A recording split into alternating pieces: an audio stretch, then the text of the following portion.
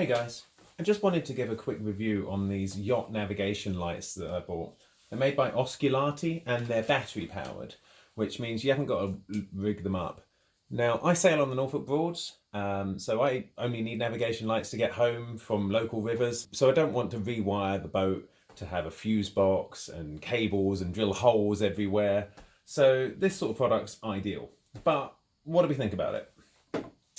I paid £30 for a set of three, the port, the starboard and a stern light. Okay, not the cheapest, but not that expensive in yachting world, I guess. The mount, let's start with the mount. Okay, so it comes with this sort of terry clip and it's really quite tight. These ears are very small, so you couldn't get a clamp on there very easily, I don't think. And you could go drilling holes and trying to counter bore in there so you can get a countersunk screw holding it onto your fiberglass boat. It'd be better if it was a wooden boat because you'd get more purchase, but on a fiberglass boat, what do? Do you put a block behind it and brace it? Because the amount of force required in putting this on, you can see I'm struggling. I'm worried that when you pull that, you're gonna damage something. So I wasn't keen with that mount.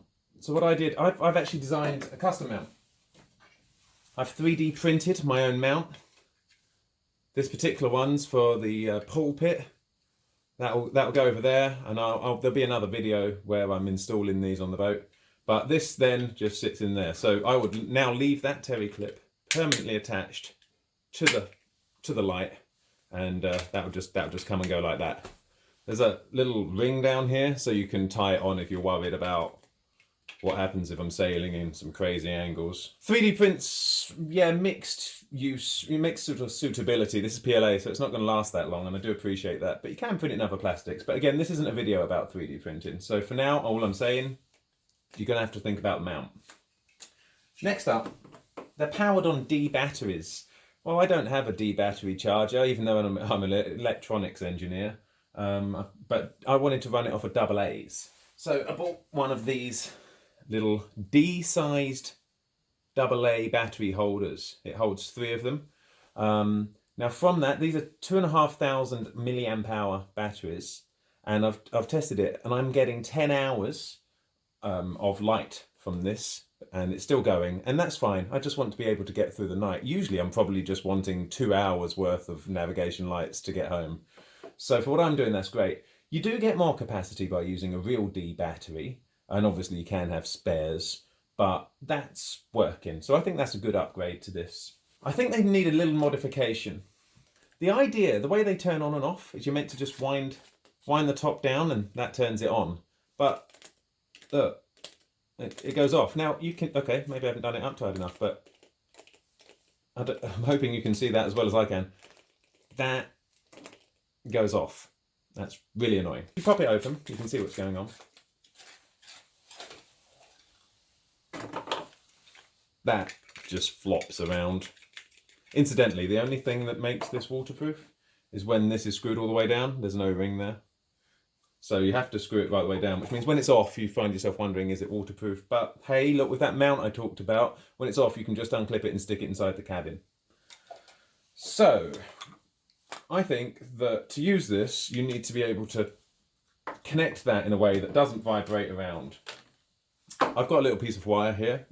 An elastic band would be better, actually. I've got a little piece of wire in here. I was looking for that. It's inside. An elastic band would be better. I don't actually have one to hand, and I can't be bothered to go and find one. So for me, boom, that's that on there. Now, when we go and put it in here, again, elastic band better. Could probably use sellotape or something if you want. Depends how cheap and nasty you want to go on this. Let's get it started. Slightly, despite the massive thread, can be a bit tricky to get this going. Okay, there it is. Right.